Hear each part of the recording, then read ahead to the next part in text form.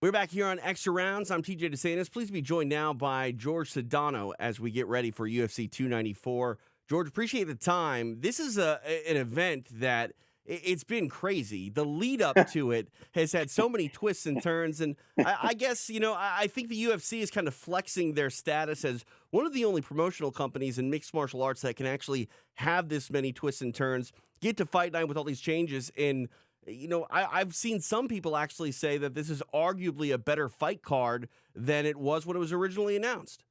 So I will raise my hand and say I'm one of those people, and I mean that with no disrespect, right, to Charles Oliveira, who has been incredible, right? Had an Right. 11 fight win streak prior to losing his last fight, right? Paulo Costa has worked his ass off, right, to get to this point to fight Chimaev, and I don't want to disrespect those guys because they deserve all the love that that they've gotten, and they should get it moving forward. But better. I mean, when I look at the Oliveira fight, right, the last time, Yep.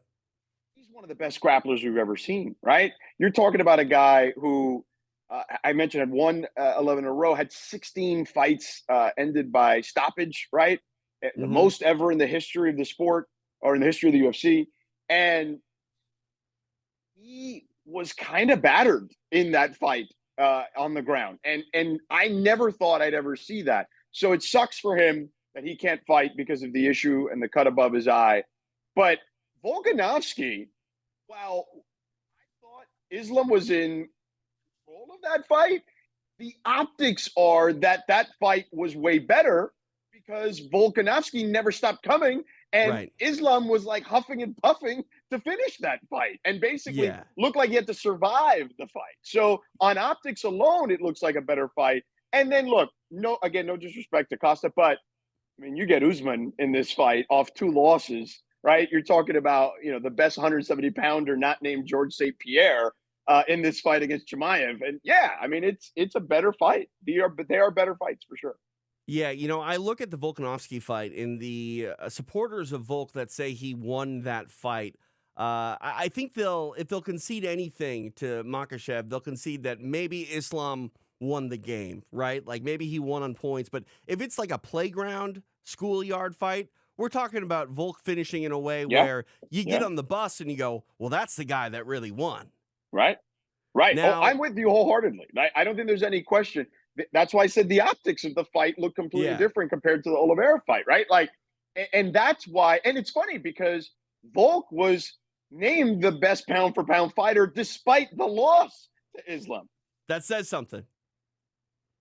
Of course, it does. It also speaks to the fact that Volk, and I've always been a huge fan of his, um, as many people are, but really good not only in fight adjustments, but he's been fantastic historically at adjustments between fights.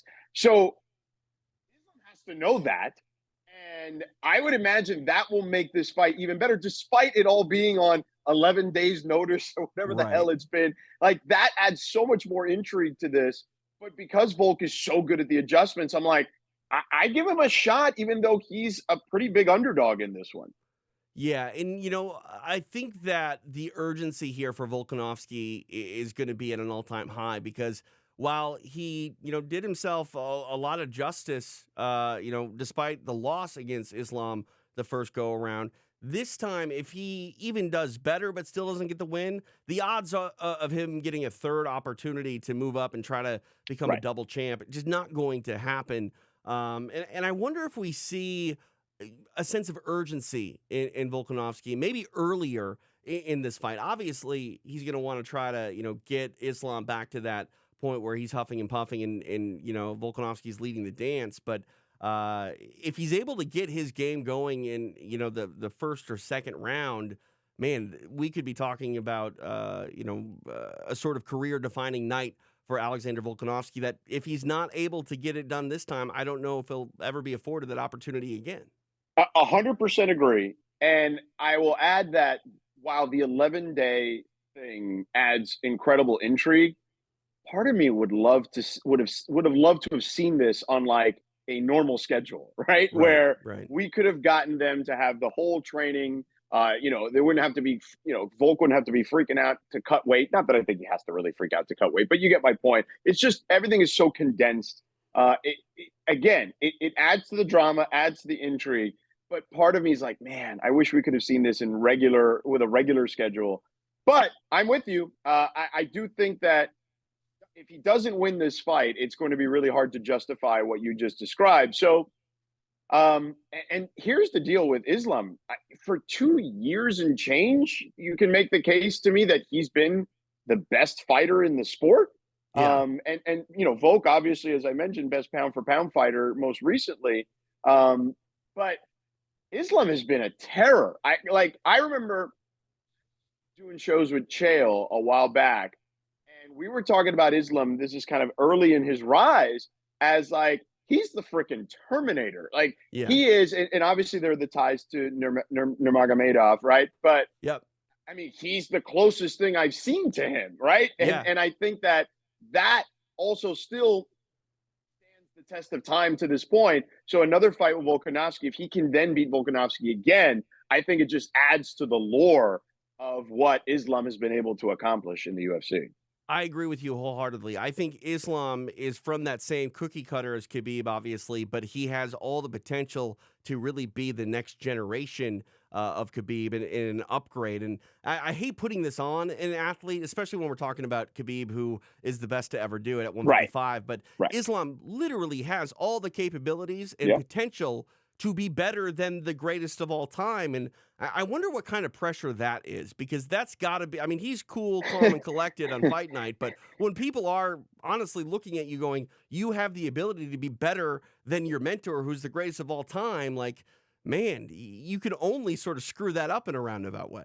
Sure, of course. But here's what I've learned in my time covering the UFC. None of these Dagestanis feel pressure. Like, I just feel like whatever it is, they're like cyborgs when it comes to that stuff, right? Like they don't, it really is incredible to watch them as tacticians, and just the way they are so stoic about everything that they do.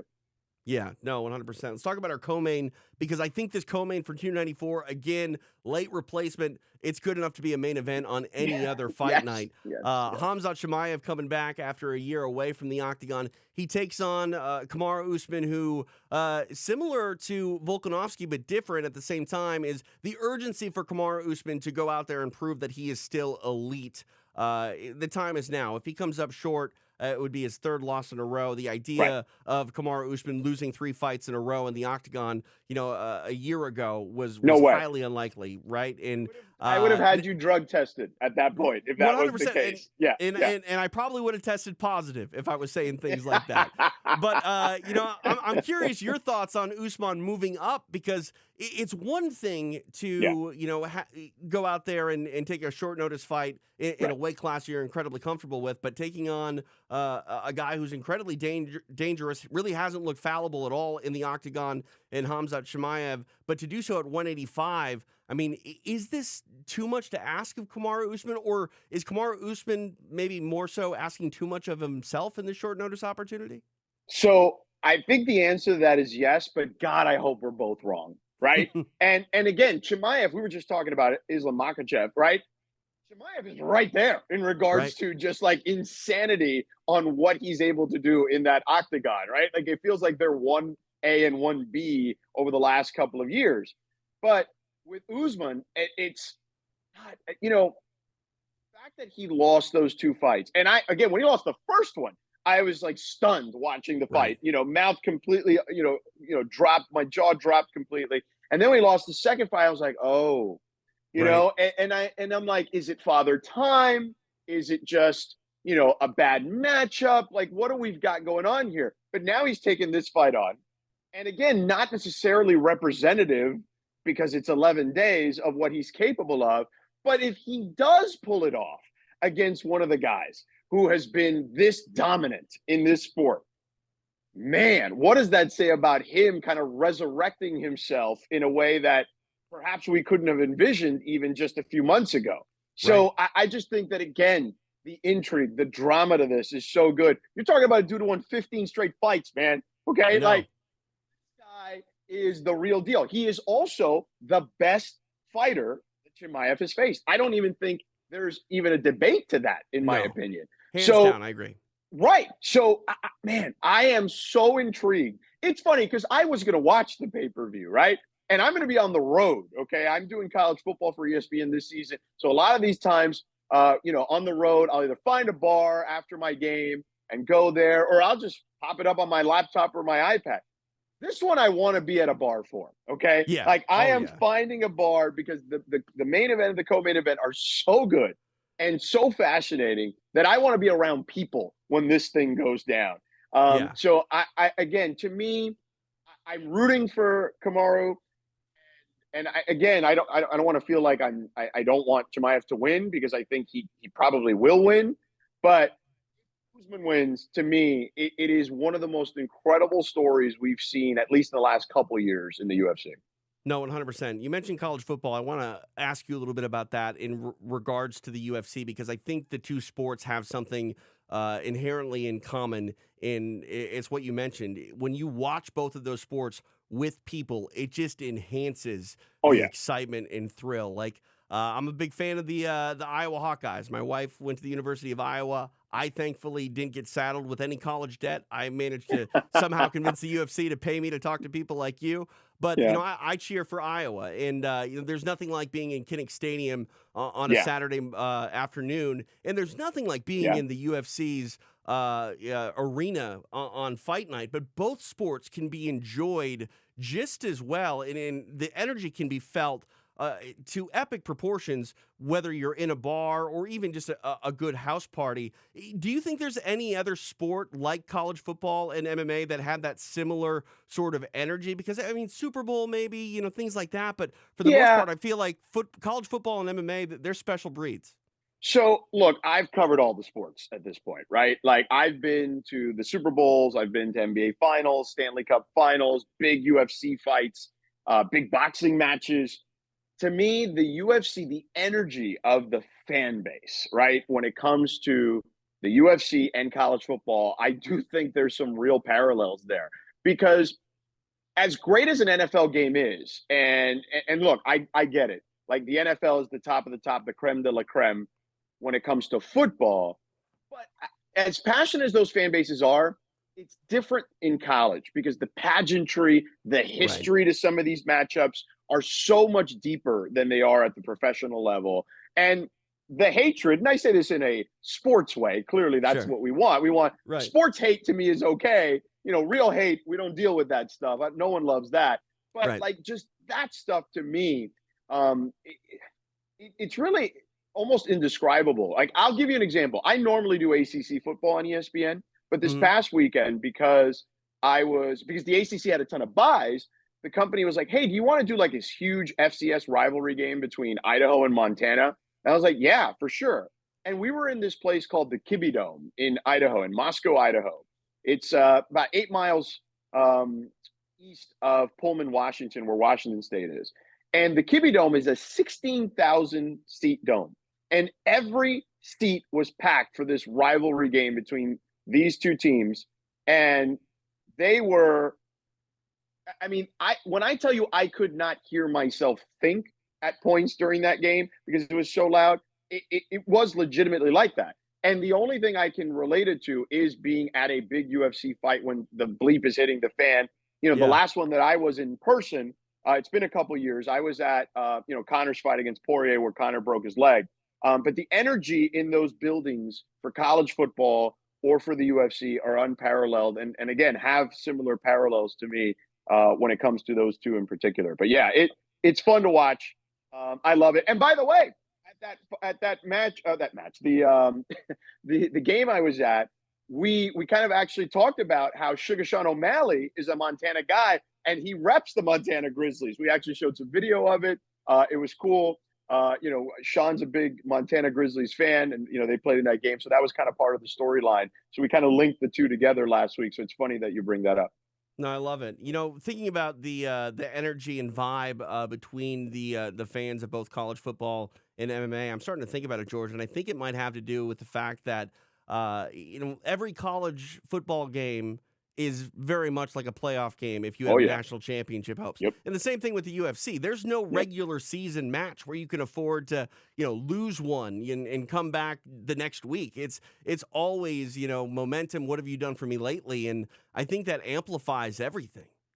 Oh, no doubt. And look, there are some like we'll give guys who have been warriors in the octagon a little leeway, right? Like, you know, I think that some guys have despite not having the best record um, in the octagon, they certainly are fan favorites for one reason or another. Sure. Jorge Masvidal comes to mind, right? Yeah. You look at Yep. Jorge Masvidal and the big fights he's been in. He hasn't won that many of them. If you think about it, he's won some. Certainly, I'm not trying to Sure. disrespect him. He's won Yep. plenty of them, but he's in there because every time you know you're going into a Masvidal fight, you're going to get that dude's best effort every single night. And look, I think that's the majority of the guys in the UFC, but there's a different level of punishment that certain guys can take. And I think Yeah. the fans show respect to that. It's, the UFC and football in general are the two closest things we have to the old gladiator sports, right? From, the ancient times.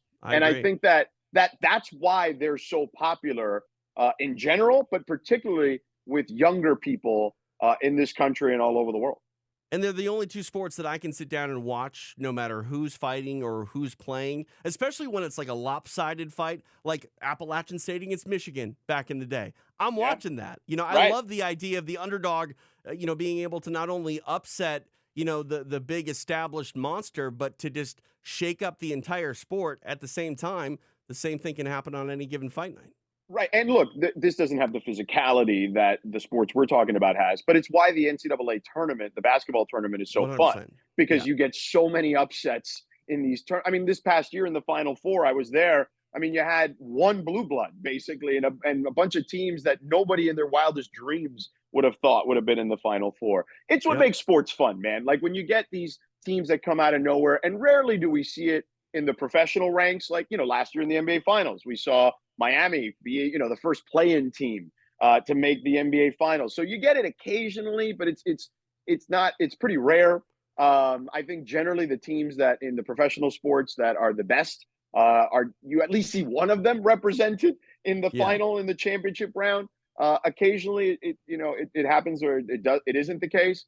But in boxing or in MMA or college sports, you see a lot of these upsets, and it's what's great. Look, college football last year. Now, granted, it didn't turn out well for TCU that they got to the championship game.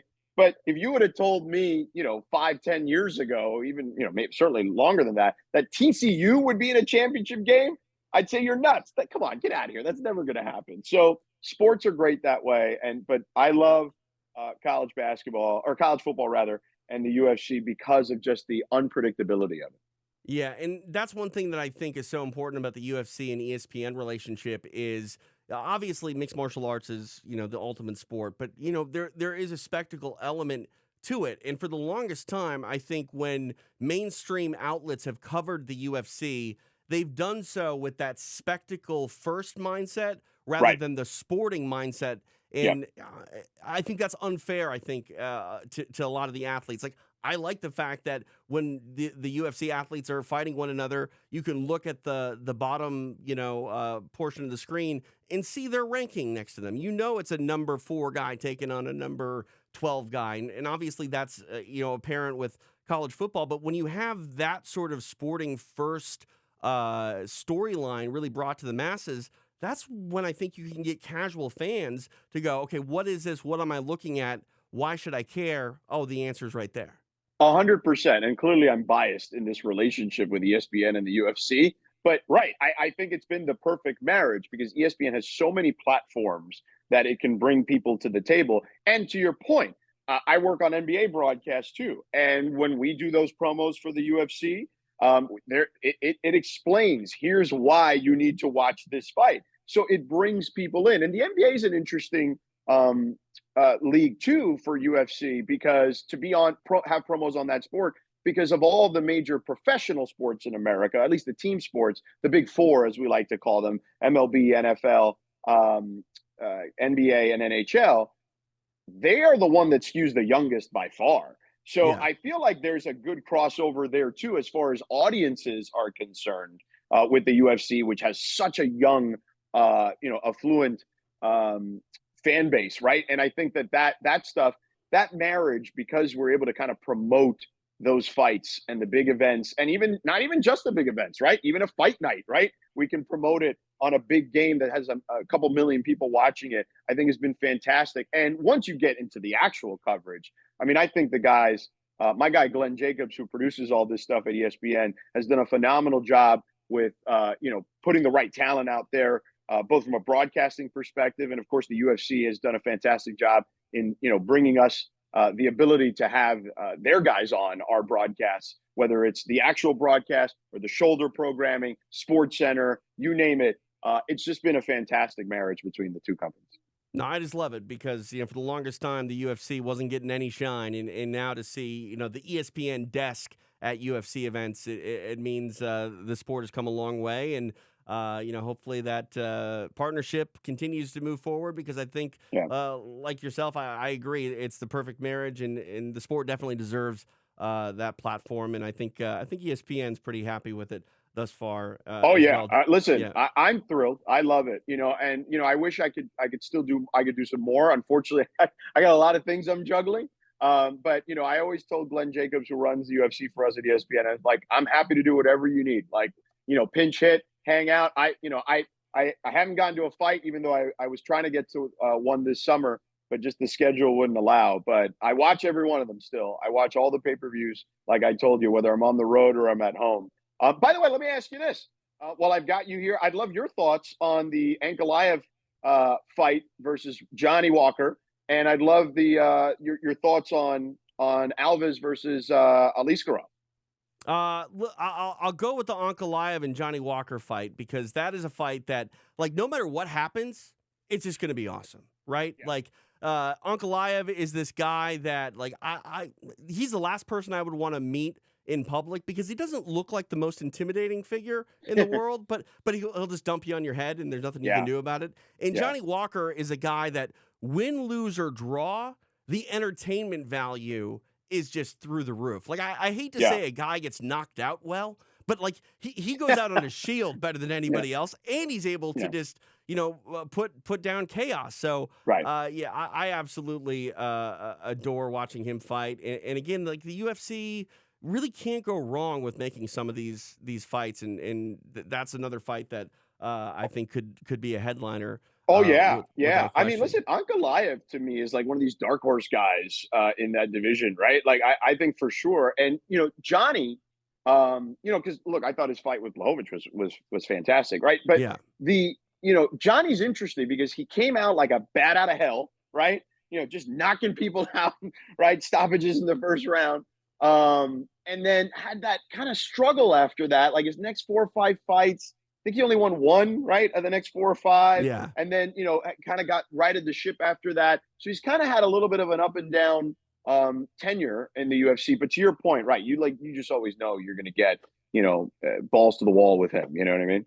No, 100%. George, I got to run. I appreciate you coming on the air. Anytime you want to come back to Extra Rounds and talk about fights, we'd love to have you because obviously you're plugged in. But tell people what you got going on. You said you're working this weekend doing college I football. am. So before you watch the fight this weekend, if you want to watch me on the ACC network, I believe I have to double check my schedule, but I believe it's a 3:30 kick Eastern time, 12:30 Pacific. I've got Pitt and Wake Forest. So an ACC battle this weekend on the ACC network. And then people can always listen to my radio show. I work at ESPN Los Angeles. I do the afternoon drive show in LA. Been doing that for 7 years. And they can find that on the ESPN app or wherever you find your podcast. Sedano and Cap is the name of the show. My co-host is Scott Kaplan. And I've gotten him into UFC. I never thought I'd be able to do this, but over the last couple of years that I've been working with him, I've gotten him slowly but surely into the UFC. Well, me and his son. He's got a college-age son that's helped along with that too. But yeah, we talk whenever there's a big fight. Usually, that leading into that weekend, we'll have a few conversations about it, and we may have someone on to talk about it. It's one of those situations where you just need to get him to the table. Once you get him to the table, you Oh can't get him yeah, to leave. he's You know sold what I now. mean? Yep, Yeah. 100%. So, but Uh, thanks for having me on, dude. It was my pleasure, and hopefully we'll do it again soon for sure.